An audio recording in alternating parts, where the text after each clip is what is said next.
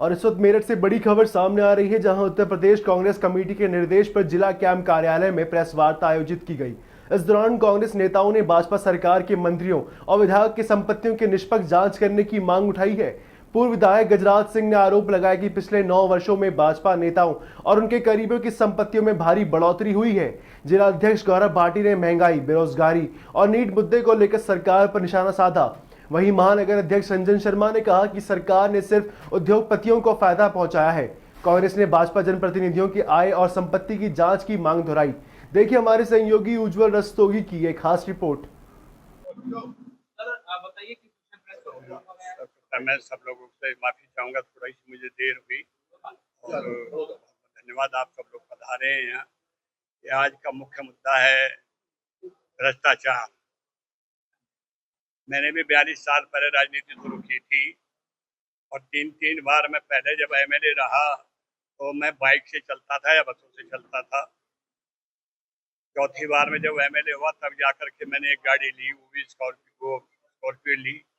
तो तब से उसी रफ्तार से चल रहा हूँ। तो 42 सालों की मेरी राजनीति, 4 बार एमएलए रहने के बाद में मैं आप लोगों के समक्ष कह रहा हूँ कि मैं अब मकान अपना बना रहा हूँ जो मेरे बच्चों के लायक होगा। बहुत छोटा सा मकान था जिसमें हम लोग रह रहे थे। न जाने भाजपा की हुकूमत जब से आई है, अगर एक बार भी कोई विधायक या एमपी बन जाता है उसकी हालत एक से लेकर के 1000 गुने तक बढ़ी है। मैं किसी सांसद का नाम भी नहीं लूंगा जिन पर कर्जा होता था लोगों का।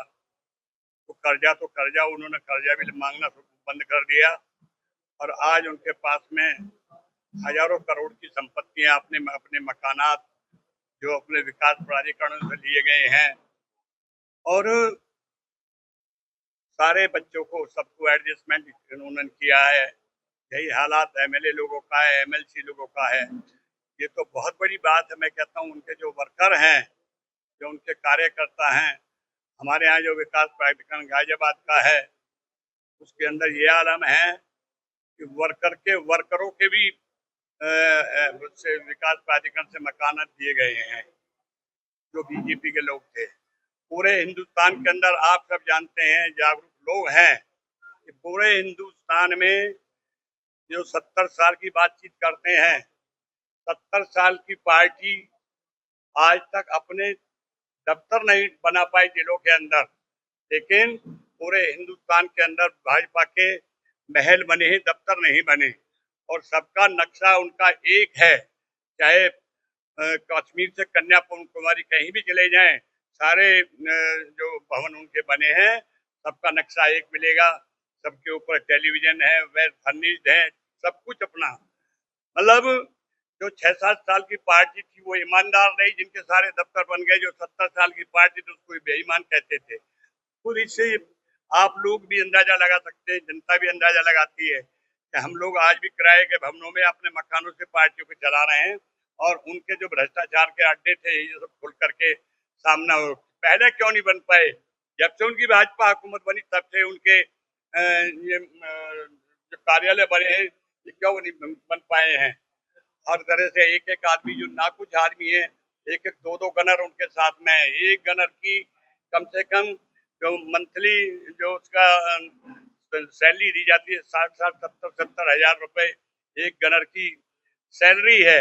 दो गनर एक एक आदमी को ऐसे बांट रखे हैं बूट की तरह से, जो कांग्रेस के समय में नहीं दिए जाते थे, चाहे हमारे जिला अध्यक्ष थे, चाहे पार्टी के जो पदाधिकारी थे। तो आज जो भ्रष्टाचारी फैला हुआ है पूरी तरह से पूरे हिंदुस्तान के अंदर, खास तौर से हमारे उत्तर प्रदेश के अंदर, जो गरीब लोगों के ऊपर जुर्म ढाए जा रहे हैं, किसान पूरी तरह से परेशान है, बहन बेटियों के साथ में जो उत्पीड़न है। क्या कारण है कि गरीब लोगों की बहन बेटियों के साथ ही उत्पीड़न होता है, दूसरे लोगों के साथ नहीं होता? आप लोग जागरूक लोग हैं, जब अखबार सुबह ही देखते हैं तो देखने के साथ मालूमात पड़ता है कि गरीब बेटियों के साथ ही ये उत्पीड़न है, उनके साथ में रेप की समस्याएं, तमाम तरह के मामले हैं। तो इस सरकार के अंदर भ्रष्टाचार बढ़ा है, डेवलपमेंट कहीं बिल्कुल नहीं हो पाया। मैं मेरठ के लिए अभी भी आ रहा था, तो मेरठ से जो आगे का पोर्शन में अगर कोई बहन बेटी जो गर्भवती है, अगर वो आ जाए तो उस रोड पर जब चलेगी तो हो सकता है उसको बहुत बड़ी दिक्कत पैदा हो जाएगी। अस्पताल आने से पहले ही न जाने उसके साथ परिस्थिति उसकी बदल सकती है। तो जबकि विकास प्राधिकरण यहाँ भी है, नगर महापालिका यहाँ भी है, और एक कई कई मंत्री हैं, कई कई यहाँ MP बैठते हैं, तब भी उस इलाके की पैरवी नहीं हो पा रही है। यही हालात किसानों का है, मजदूरों का है, बहन बेटियों का है। हर तरह से चारों तरफ त्राही मची हुई है। और भ्रष्टाचार का मुद्दा, मतलब मैं आप लोगों के सम्मुख बात रख रहा हूँ। 40,000 रुपए में मैं पहली बार MLA बन गया था। दूसरी बार में बामुश्किल से 1.5 लाख रुपया लगा। तीसरी बार में 1.5 लाख, पौने 2 लाख रुपए खर्च करके मैं हार गया था। चौथी बार में फिर 1.5-2.5 के करीब में फिर मैं MLA बन गया था। और आज आलम यह है कि मायावती को तो कहते थे, भाजपा तो उससे भी आगे है। मायावती बदनाम थी, 4-4, 6-6 करोड़ में MLA के टिकट इनके बिक रहे, क्योंकि अब जो उन्होंने भ्रष्टाचार किया है, जो पैसा कमाया है, तो पार्टी दूसरे रास्ते से उनको लेने का कामकाज कर रही है। तो हर तरफ चारों तरफ ये भ्रष्टाचार का बोलबाला है। कांग्रेस पार्टी के जो कार्यकर्ता हैं, जो वर्कर हैं, वो चुनाव लड़ते हैं, उनके पास में ये व्यवस्थाएं नहीं है कि जो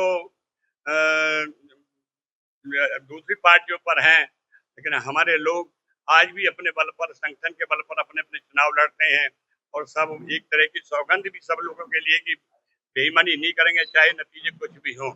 तो आज हम आपके सामने हैं, हमारे साथी लोग, हम जिला अध्यक्ष जी हैं, रंजन साहब इधर हैं, त्यागी जी बैठे हुए हैं, योगी जी तो हमारे बहुत पुराने लीडर हैं, छोटेपन से इन्होंने कामकाज किया। सारे हमारे जितने साथी लोग खड़े हुए हैं, ये सब लोग लगे हुए हैं इसमें। तो आज का मेन मुद्दा पूरे उत्तर प्रदेश का यही था कि प्रेस के जरिए से आप लोगों को इसमें उजागर करें। सवाल ये है कि आप पहले आपने SIR की प्रेस कॉन्फ्रेंस की, आप कोर्ट नहीं गए, अब फिर ऐसी प्रेस कॉन्फ्रेंस कर रहे हैं। आप जब आपको मालूम है, क्यों आप डाटा आंकड़ा निकाल करके कोर्ट क्यों नहीं जाते हैं? क्यों जनता के सामने आते हैं, जनता नकार देती है बार-बार आपको? एक रास्ता कोर्ट का भी था। SIR पर आपने प्रेस कॉन्फ्रेंस से जब पूछा गया कि आप क्यों नहीं जाते सुप्रीम कोर्ट, तो कोई जवाब नहीं।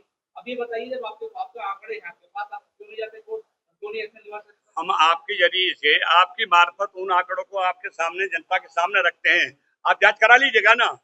जांच कराने में आपको मालूमात हो जाएगा कि हम कितना सच बोल रहे हैं, कितना झूठ बोल रहे हैं।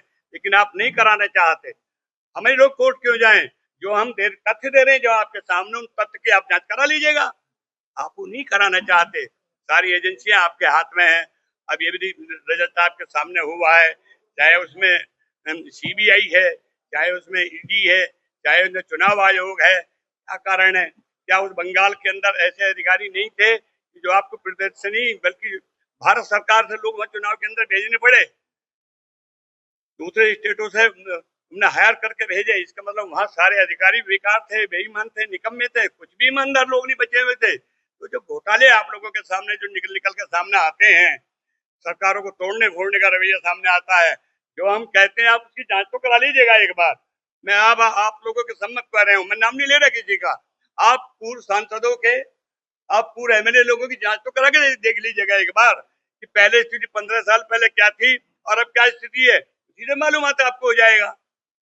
ऐसे तो 2027 का इलेक्शन सर पे आ रहा है, आप ये भी कहते हैं इलेक्शन मैनेजर है, आप ये भी कहते हैं इलेक्शन कमीशन मैनेजर, आप ये भी कहते हैं वोट चोरी हो रही है, अब आप ये कह रहे हैं कि इन पर धन ज्यादा है।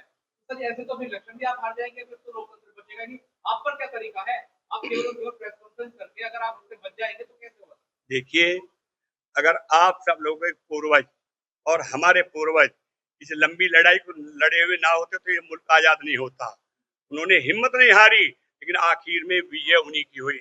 हम संघर्ष करते रहेंगे इनके खिलाफ, लेकिन बेईमानी नहीं करेंगे। सरेआम जो आदमी जीत रहा है उसको डिक्लेयर ना करके और दूसरे को आप डिक्लेयर कर रहे हैं। चुनाव आयोग आपका सहयोग कर रहा है, उसमें उत्तर प्रदेश का चुनाव आयोग आपका सहयोग कर रहा है। सारी एजेंसियां आपके पास में हैं। काउंटिंग जो आपका स्थान है वहां पर आप किसी को जाने नहीं देते। सड़क पर नहीं आएगी, और मीडिया जो हमारा चौथा स्तंभ है, जब तक वो पारदर्शिता से काम नहीं करेगा, सच्चाई दिखाने का काम नहीं करेगा, जब तक देश का ऐसा ही नाश ये करते रहेंगे और इसी तरीके से ये देश को लूटते रहेंगे। अंग्रेजों से भी खराब शासन इनका है। अघोषित इमरजेंसी इन्होंने लगा रखी है, इस पर आपको समझना पड़ेगा। मैं मीडिया के बंधुओं से कहना चाहता हूँ, इस बात को जो है पूरे देश में, पूरी दुनिया में सबको पता है किस तरीके से भाजपा सरकार इस देश को लूटने का काम कर रही है और अपने जो जितने भी व्यापारी उनके जो हैं डेवलप करे हुए अडानी जैसे, अडानी सिर्फ नाम है, वो सिर्फ उनका मोहरा है।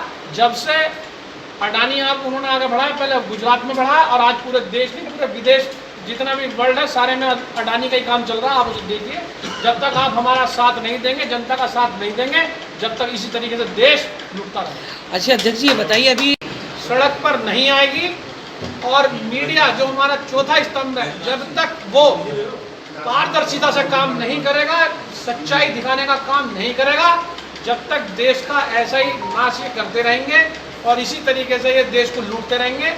अंग्रेजों से भी खराब शासन इनका है, अघोषित इमरजेंसी इन्होंने लगा रखी है, इस पर आपको समझना पड़ेगा।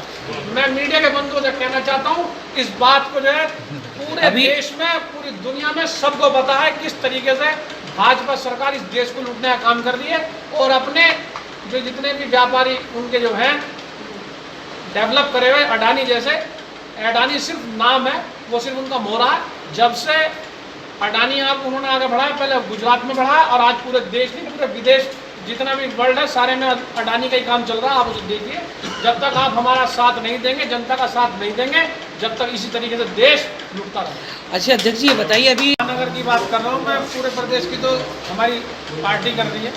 कौन सा ऐसा जनप्रतिनिधि है जिसकी आय 100 गुनी ना हो गई, 2 गुनी और 3 गुनी की बात नहीं हो रही, 100 गुनी। कौन सा ऐसा जनप्रतिनिधि, नाम बताओ, मैं सबके नाम बोल दूंगा, बताओ जी। नाम तो आप ही बताओगे। अरे आप ये बताइए कि कौन सा, मैं तो सभी को कह रहा हूँ, कौन सा ऐसा आप जनप्रतिनिधि मेरठ वालों में बताइए, जितने मेरठ भी वालों में कौन कौन है? अमित अग्रवाल लो, सोमेंद्र तोमर लो, कमल दत्त, धर्मेंद्र भारद्वाज, कोई भी राजेंद्र अग्रवाल लो, जितने भी नेता हैं ये सब भ्रष्ट हैं और कोई किसी की कथनी और करनी में कोई अंतर नहीं है। टोटल भाजपा भ्रष्टाचार से स्टैम्प भरी हुई है, पूरे देश और प्रदेश में भ्रष्टाचार फैला रखा है। और महंगाई की बात है, आप जब कह रहे हैं महंगाई की बात, कौन सा महंगाई दिन प्रतिदिन बढ़ती जा रही है। जिस खाद की मैं रेट बता दूं, जिस रॉ मटेरियल 20-25 रुपये आ था, आज वो 90-95 रुपये करीब रॉ मटेरियल आ रहा है। पूरे देश में जो है खाद की जो है किल्लत हो रही है, तेल पे दाम बढ़ाते जा रहे हैं, जितनी भी खाने पीने की चीज़ें सब महंगी होती जा रही है, दाल हो चीनी हो चावल सब चीज़ महंगी होती जा रही है। कौन सी चीज़ें जो महंगाई नहीं हो रही है और किसी पे सरकार का नियंत्रण नहीं है। लाला लोग जितने भी हैं वो सब जमाखोरी कर रहे हैं और जो है फायदा उठाने का काम कर रहे हैं। सरकार इस बात पर कोई गौर नहीं दे रही, किसी भी तरह के गौर नहीं दे रही। और आपने ये कही मुझे कि ऊपर भाई ने कि जी आप कोर्ट क्यों नहीं जाते, आप ये देखिए कितने पार्टी हमारे जजेज हैं, वो सब जो फैसले इनके हक में देके जो कोई राज्यसभा बन जाता, कोई कुछ बन जाता, कोई कहीं का चेयर बन जाता। आज चुनाव आयोग जो इन्होंने अपना जो है झुंझुना आयोग बना दिया, उसका क्या मतलब है बताइए आप मुझे। सारी संस्थाओं को तो इन्होंने जो अपने हाथ में कर लिया, कब्जे में कर लिया। जब तक जनता नहीं इस देश की जागरूक होगी, नहीं उठेगी, जब तक इसी तरीके से इस देश का सत्यानाश होता रहेगा। इस सत्यानाश